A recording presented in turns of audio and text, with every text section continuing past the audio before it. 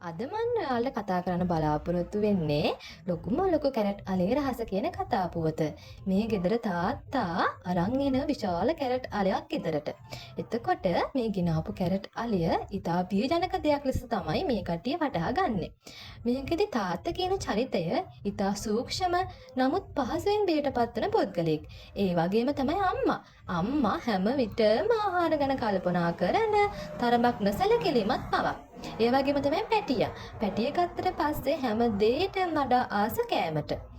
ඔන්න ඔය චරිත මූලික කරගත් කතා පුවතක් තමයි මම අද ඔයාලට ගෙනල්ලා තියෙන්නේ.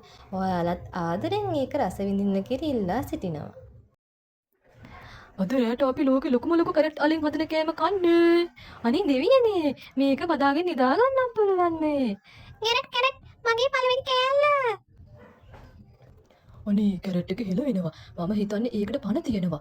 ඒක අපිට කතා කරන්න හදනවා වගේ. මොන වුණත් කමක් නැහැ. ඒක අපිව කනකම් මේක රසාප්පල් බලන්න පුළුවන් නේද?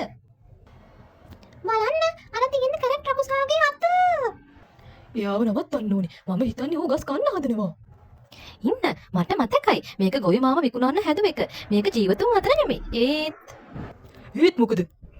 මට හරිම බඩගිනි. මගේ කෑල්ල ලොකුයි. හා.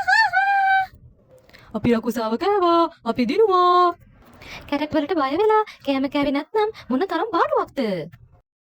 මේ වගේ ලස්සන අලුත් වීඩියෝ තවත් රස විඳින්න දැම්ම අපිව ෆලෝ කරලා තියාගන්න.